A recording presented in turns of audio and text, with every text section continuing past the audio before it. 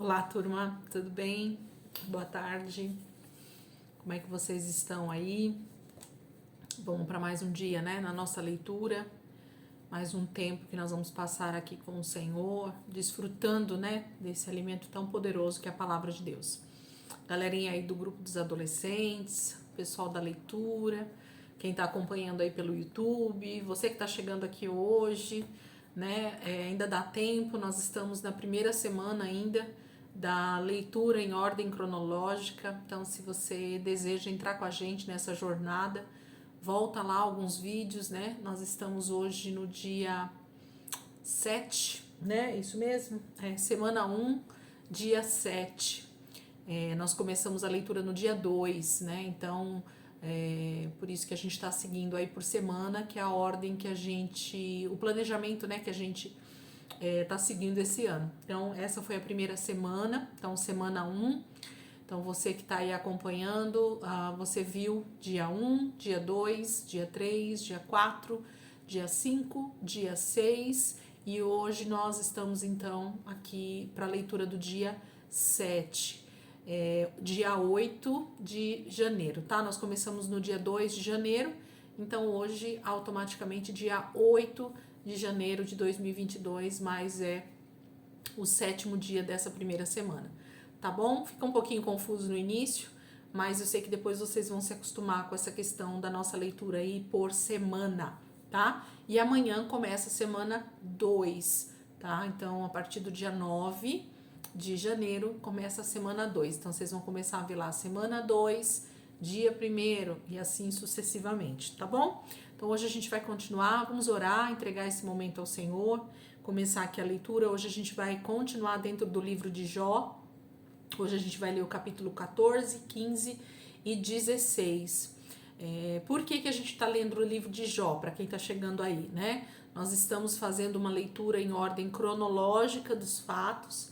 Então, a gente começou os primeiros dias ali com os primeiros dias da criação e fomos até o capítulo 11 de Gênesis, e aí a gente começou o livro de Jó. Porque Jó, ele é da mesma época, ele é do mesmo tempo, vamos colocar assim, da mesma idade, né? De Abraão. Então, para a gente poder seguir, né, a jornada ali dentro de Gênesis, que vai começar em Abraão, a partir do capítulo 12, então a gente já foi para o livro de Jó, e então vamos fazer a leitura de Jó e em seguida a gente volta para Gênesis capítulo 12, então iniciando a história do nosso patriarca Jó, ok? Então, do nosso patriarca Abraão, perdão. Então, Jó, ele é praticamente o primeiro livro escrito da Bíblia, né? Porque quem escreveu o Pentateuco, os 5 primeiros livros, né? Gênesis, Êxodo, Levítico, Número e Deuteronômio, foi Moisés. Então, por isso que Jó é considerado o primeiro livro escrito da Bíblia, tá bom? Ele não foi colocado ali como o primeiro, talvez porque os historiadores, quem decidiu colocar a nossa Bíblia naquela sequência, entendeu que o ideal era começar pelos livros canônicos ali, pelo Pentateuco, né? Pelos livros que Moisés escreveu, tá bom? Então vamos lá, vamos orar e entregar esse momento e começar a nossa leitura em Jó, capítulo 14. Jesus, muito obrigada, Deus, por mais esse dia, obrigado por esse domingo, em que nós vamos poder estar lendo a Tua palavra, meditando nela, e eu te louvo, Senhor, e te agradeço pelo dia maravilhoso que o Senhor tem nos dado. A graça do Senhor tem sido derramada todos os dias sobre nós, e por isso nós estamos aqui com saúde, em paz, com alegria no nosso coração, por poder estar mais um dia, Senhor, compartilhando junto com os nossos irmãos esse tempo de comunhão com a palavra. Obrigada, Jesus, ministra o nosso coração, assim como o Senhor tem feito todos os dias. Nós te amamos, Jesus. O nosso amor por ti cresce cada dia mais, porque nós vemos que o Senhor nos amou primeiro. Muito obrigada, Jesus. Muito obrigada, Deus. Amém. Jó, capítulo 14, então, gente. Vamos lá? Jó, capítulo 14, diz assim: Como é curta a vida do homem nascido de mulher, cheia de medo e sofrimento. Ele nasce e cresce como uma flor, mas logo murcha e morre. Ele some depressa como a sombra de uma nuvem que passa no céu. Como o Senhor pede contas a criaturas tão fracas e sem valor como o homem? E quem sou eu para que seja julgado? Quem pode exigir que o homem, impuro por natureza, haja com justiça? Ninguém. O Senhor mesmo determinou a duração da vida humana. O Senhor decretou o número dos seus meses e estabeleceu limites que ele não pode ultrapassar. Por isso, pare de vigiar o homem tão de perto. Dê um pouco de descanso ao homem, como quando chega ao fim o dia de um trabalhador. Até uma árvore tem esperança se é cortada. Pode voltar a brotar e produzir ramos e folhas. Mas quando as raízes envelhecem e o tronco seca, ainda assim, regada pela chuva, ela brotará e dará ramos como se fosse uma planta nova. Mas o homem, quando morre, não volta a viver, dá o último suspiro e deixa de existir. Assim como as águas do mar evaporam e o leito do rio desaparece quando há uma seca, do mesmo modo o homem dorme o seu último sono e não acorda. Nem mesmo depois de os céus deixarem de existir, o homem será despertado do seu sono. Quem dera o Senhor me escondesse entre os mortos, até a sua ira passar e então se lembrasse de mim na hora certa. Quando o homem morre, por acaso tornará a viver? Essa esperança é que me faz suportar os sofrimentos dessa vida, até chegar o dia de passar para aquela vida melhor. O Senhor me chamaria e eu responderia. Deixa eu só marcar aqui, gente. O Senhor me chamaria e eu responderia. Então o Senhor mostraria o seu amor, a obra das suas mãos. O Senhor vigiaria de perto os meus passos, mas não me estaria vigiando quanto ao meu pecado. Minhas faltas serão fechadas num saco. O Senhor esconderá a minha iniquidade. Como o tempo e o vento destrói grandes montes e mudam a rocha do seu lugar, e assim como a água corrente vai desgastando as pedras e leva as terras das margens dos rios, assim o Senhor destrói as esperanças do homem. A todo instante luta contra ele, até a morte. Faz o seu rosto mudar, ficar velho e enrugado, e finalmente manda o homem para o reino dos mortos. Seus filhos crescem e são honrados, mas ele nada sabe disso. Por outro lado, se eles caem na desgraça, não ficará sabendo. Ele só sente a dor do seu próprio corpo e chora somente pela sua alma. Jó, está continuando ali o seu relato, que ele iniciou no capítulo 13, e ele está falando desse lamento, dessa verdade que é a nossa vida, que é o início e o fim de toda a vida do ser humano. Nós nascemos, crescemos, envelhecemos e morremos. Essa é uma realidade ainda para nós nessa era, nesse tempo em que nós estamos vivendo, até que Jesus volte e restabeleça todo o reino de Deus de verdade, e coloque o seu trono ali em Sião e os mortos ressuscitem e tenham seus corpos transformados. Nós teremos essa vida natural que Jó está falando. O homem nasce, cresce, vive, envelhece, enruga, como ele mesmo falou aqui, e morre. Esse sono, ele é natural. Esse sono até a volta de Jesus. Mas o que Jó está dizendo para nós e que é muito importante, ele fala no versículo 14 aqui, por isso que eu destaquei aqui para a gente poder pensar nisso. Versículo 14, do capítulo 14. Quando o homem morre, por acaso tornará a viver? Jó faz uma pergunta para mim e para você, Essa esperança é que me faz suportar os sofrimentos dessa vida, até chegar o dia de passar para aquela vida melhor. Então, Jó está falando de algo futuro, de algo muito maior, de algo muito mais eterno, Que não é essa vida natural aqui que nós vivemos, que não é somente isso aqui, essa vida que nós temos e que infelizmente ainda estamos num mundo caído. Mas Jó está falando que há uma vida não depois da morte no sentido de que as pessoas dizem, mas no sentido de uma vida eterna, onde Jesus voltará e ressuscitará os nossos corpos, como a Bíblia declara, como a palavra de Deus nos dá essa esperança. Jó tinha essa esperança quando declara isso. Todos os homens e mulheres de Deus que nós vamos ver dentro da Bíblia tinham essa esperança, porque o próprio Senhor planta isso dentro do nosso coração, através da fé, quando nós meditamos na palavra. Amém?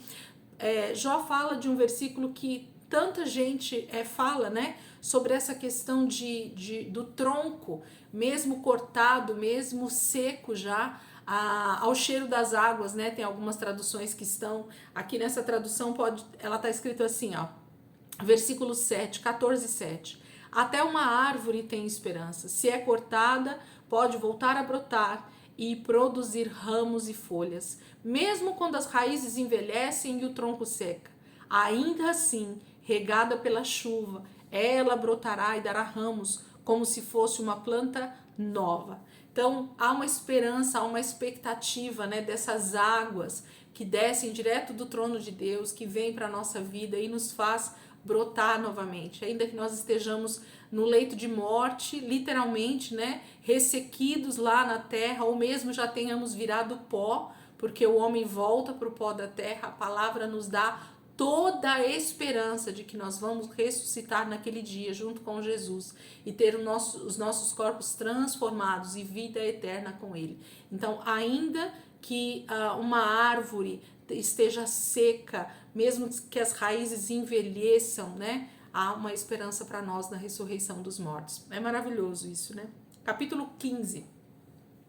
Esta foi a resposta de Elifaz, o temanita. Como você pode se considerar um sábio quando dando respostas vazias como essas? Isso é conversa que enche o estômago de vento. Para que falar tanto sem propósito e apresentar razões completamente sem lógica? Você só está demonstrando que não respeita a Deus e não dá a Ele o devido valor. Suas palavras são resultados de seu pecado e você fala com segundas intenções para nos enganar. Saiba que a sua própria boca o condenará. Suas próprias palavras depõem contra você. Por acaso você é o primeiro homem que nasceu sobre a terra? O mais velho entre os montes e morros? Por acaso você conhece os planos secretos de Deus? Só você é o dono da verdade e da sabedoria? O que você pensa saber mais do que nós? Que compreensão você tem que nós não temos? Homens sábios e idosos, homens de cabelos brancos, mais velhos do que o seu próprio pai, estão do nosso lado. Por que você despreza a ajuda e o consolo que Deus lhe oferece por meio das nossas palavras amigas? Por que você se deixou levar pelo coração? E por que esse olhar flamejante? Você está irado com Deus e por isso deixa sair essas palavras da sua boca. Como um simples homem pode ser puro e sem pecado? Como pode ser justo quem nasce de mulher? Fique sabendo que Deus não considera nem os próprios santos inocentes e puros. Perto da santidade de Deus está o céu. Perto da santidade de Deus, até o céu é impuro. Que dizer então dos homens impuros e perversos, por naturezas e cheios de pecado, como uma esponja que cai na água? Escute com atenção, eu lhe mostrarei o que descobri observando a vida. Isso é o que descobriram os sábios do passado, que por sua vez já tinham ouvido as mesmas verdades de seus pais, a quem foi dada a terra, e a mais ninguém, e que não receberam a influência de nenhum estrangeiro. O pecador rebelde sofre tormentos no curto período de vida que se reserva para o opressor.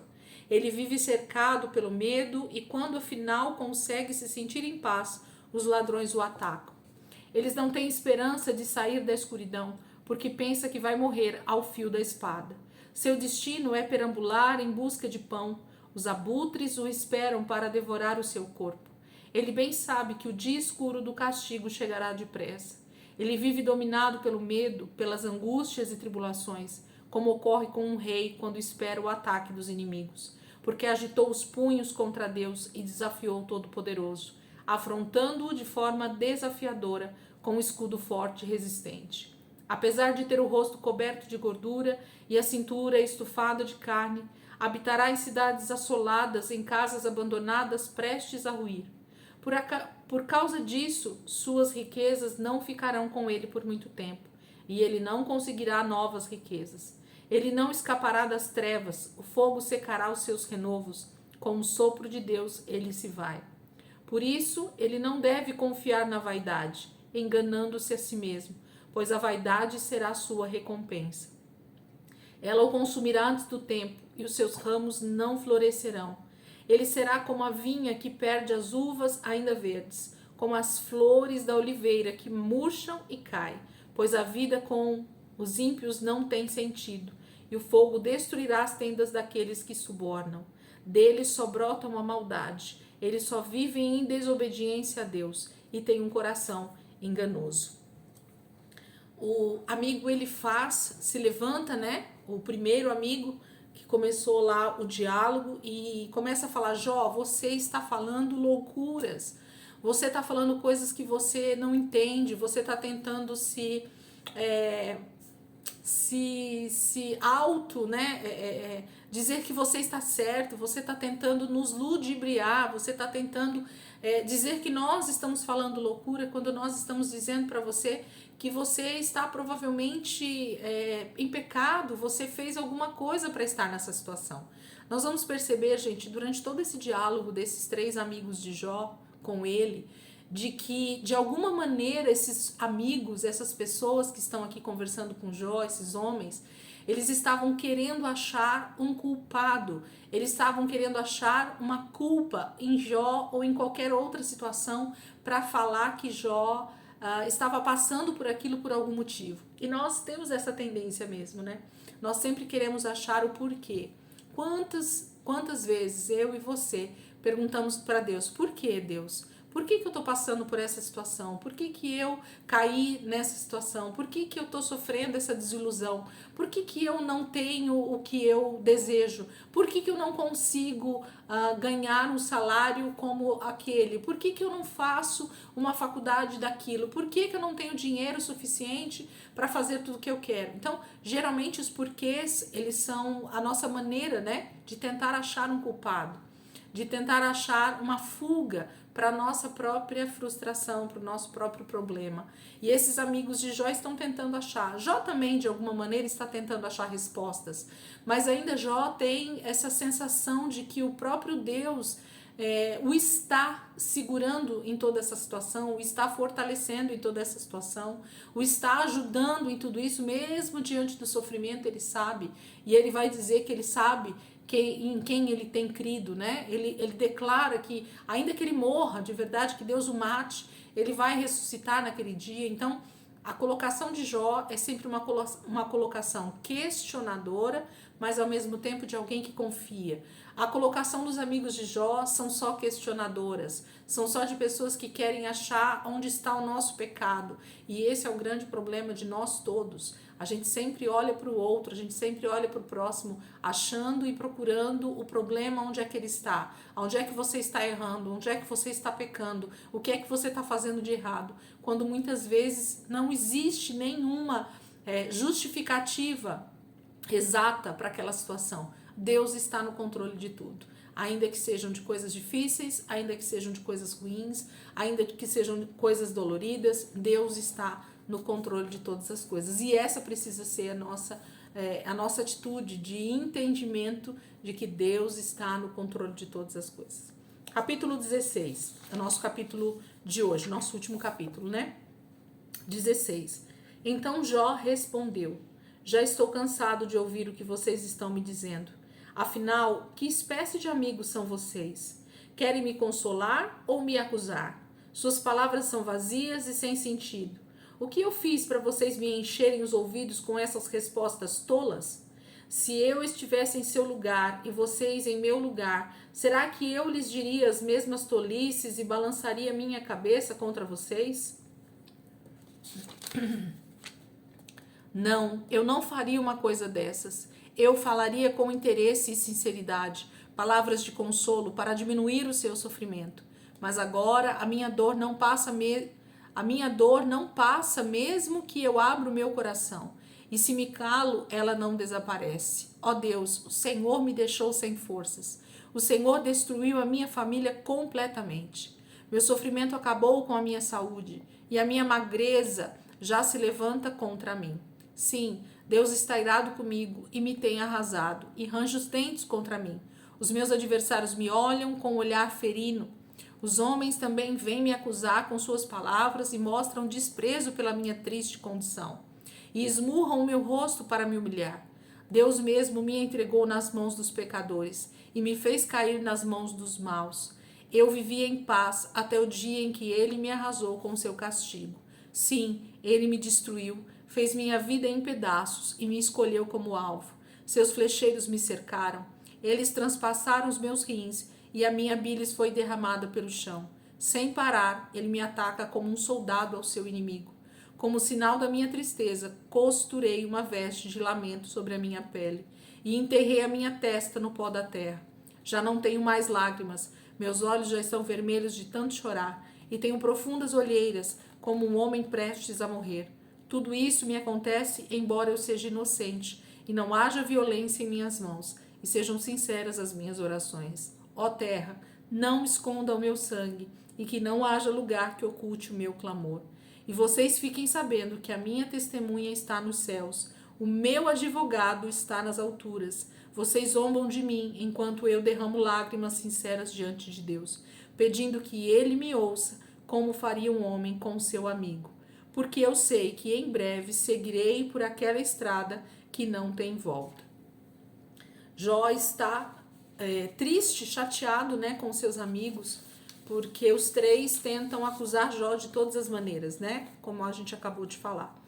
E ele diz que se ele estivesse no lugar desses amigos, com certeza, como outras vezes já deve ter acontecido, de Jó ir diante de amigos que estavam passando por algum tipo de dificuldade, e ele diz que ele não faria a mesma coisa. Ele não ficaria acusando, ele não ficaria buscando, né, culpados para aquela situação ou buscando o pecado da pessoa, mas ele traria ânimo, ele traria consolo, ele diria: mesmo que você morra, creia, você vai ressuscitar com o Senhor. Esteja, né, sincero com Deus e com certeza, mesmo que você morra, você estará com o Senhor.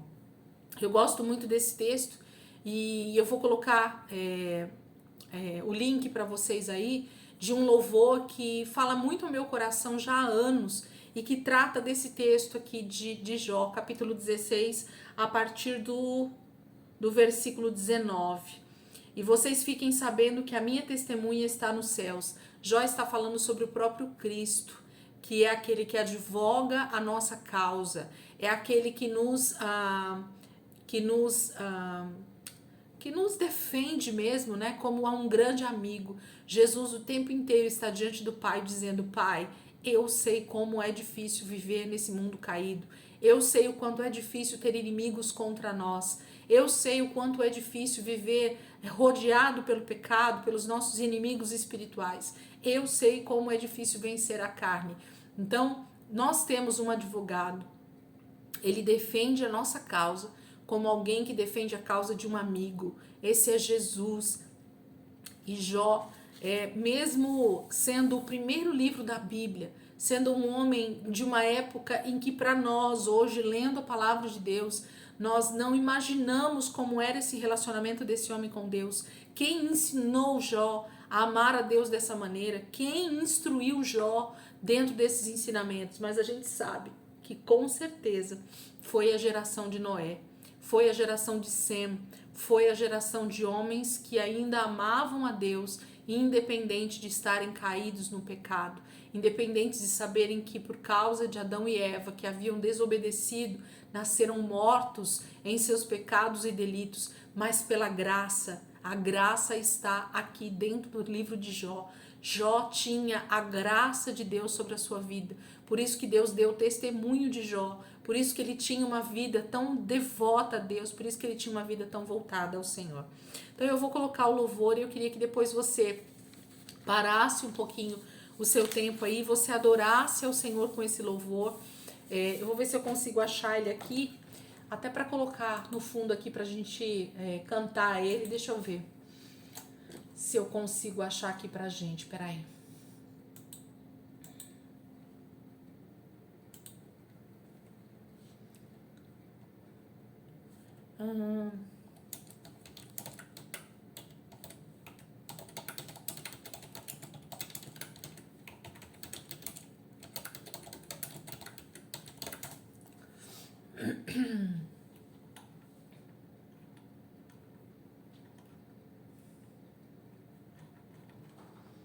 Deixa eu ver se eu acho. Peraí, gente.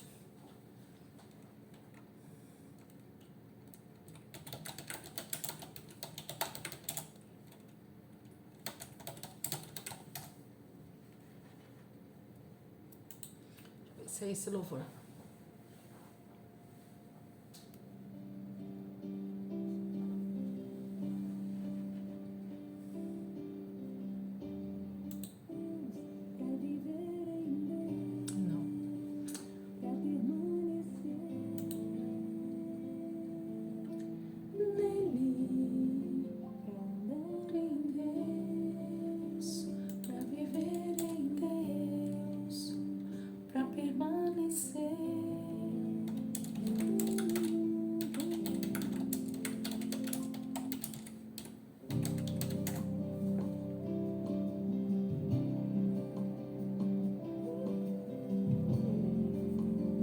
Achei.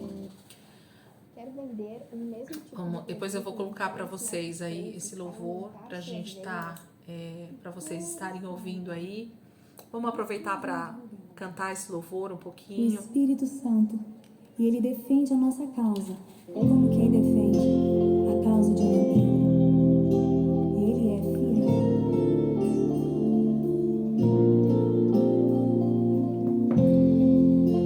Muito obrigada, Jesus. Muito obrigada, Senhor. Muito obrigada, Jesus.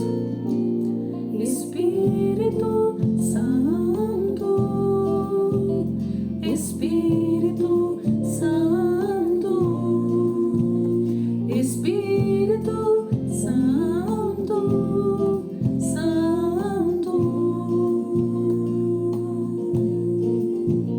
Espírito Santo, Espírito Santo, Espírito Santo, Santo, meu intercessor é meu amigo, quando diante de Deus correm lágrimas dos meus olhos, dos meus olhos. Olha a letra. Meu intercessor está nos céus, nas alturas está meu advogado. Ele defende a minha causa perante Deus. Obrigada, Jesus. Meu intercessor é meu amigo, quando diante de Deus correm lágrimas dos meus olhos, dos meus olhos. Minha testemunha está nos céus, nas alturas está meu advogado. Ele defende a minha causa perante Deus.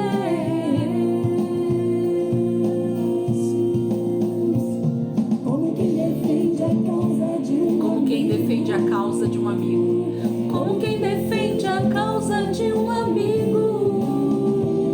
Como quem defende a causa de um amigo. Como quem defende a causa de um amigo. Como quem defende a causa de um amigo. Como quem defende a causa de um amigo. Como quem defende a causa de um amigo.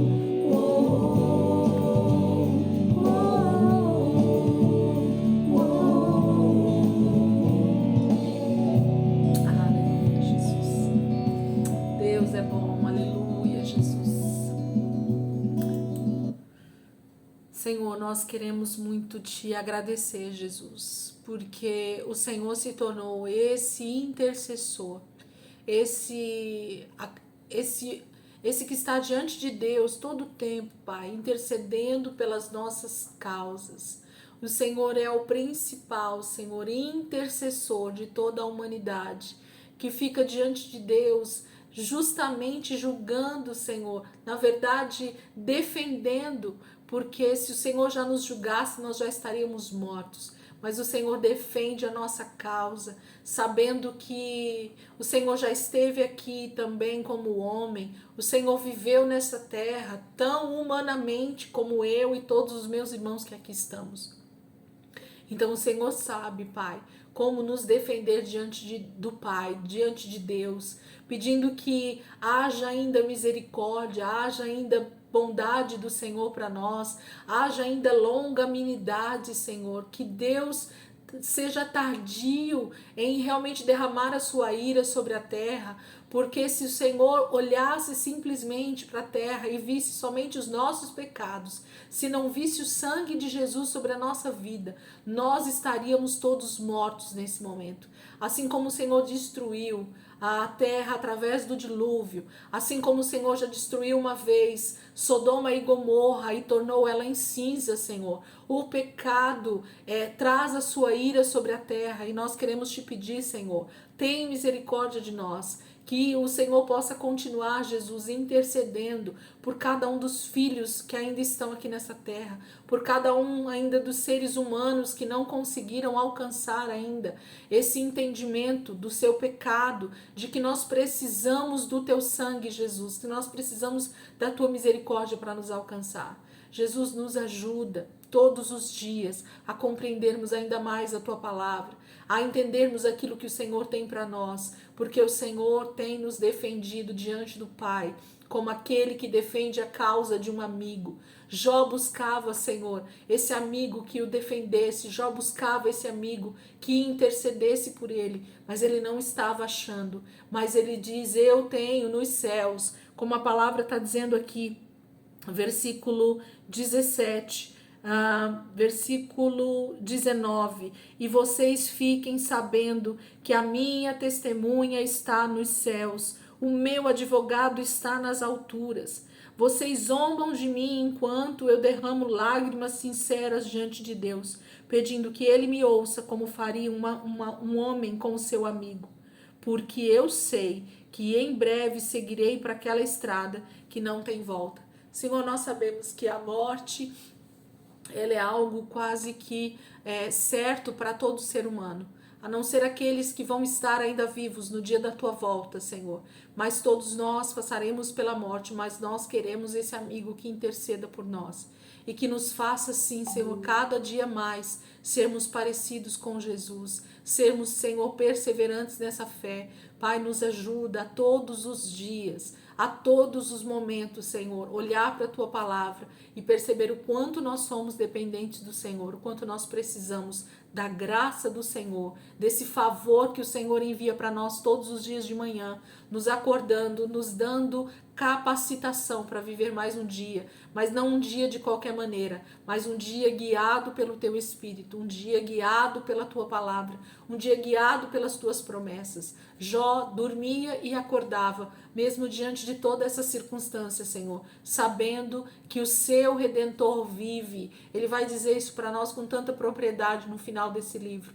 Obrigada, Jesus, nós queremos cada dia, mesmo diante das adversidades, mesmo diante dos governos, mesmo diante das dificuldades da nossa terra, da nossa nação Brasil ou das outras nações, nós queremos crer que o nosso Redentor vive e por fim se levantará em nosso favor. Nós queremos crer, Senhor, que essa palavra se cumprirá na minha vida, na vida de todos os meus irmãos. Nós queremos estar contigo, Jesus. Essa é a nossa maior expectativa.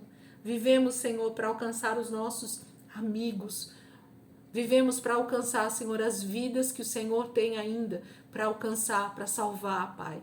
Nos faz conscientes cada dia mais, Senhor, desta missão. Nos faz conscientes cada dia mais dessa missão, Pai. Aleluia. Muito obrigada, Espírito Santo. Eu te louvo, Senhor, por esse dia. Eu te louvo, Senhor, por esse momento. Em nome de Jesus. Amém, queridos? Depois coloca aí esse louvor para tocar mais vezes. Medita nessa palavra. Cante ao Senhor essa verdade. Cante a palavra de Deus. Nós estamos, de alguma maneira, nessa mesma expectativa que Jó, né? De termos a nossa redenção, de termos a nossa vida eterna com o Senhor. Então, nós temos um advogado, nós temos um intercessor diante de Deus, intercedendo por nós diariamente. Jesus é o nosso grande intercessor diante do Pai. Por isso que nós ainda estamos aqui. Por isso que nós ainda temos a misericórdia de Deus nos alcançando toda manhã. Amém, queridos? Deus abençoe a vida de vocês. E amanhã, se Deus quiser, a gente está aqui continuando a nossa leitura dentro do livro de Jó. Deus abençoe.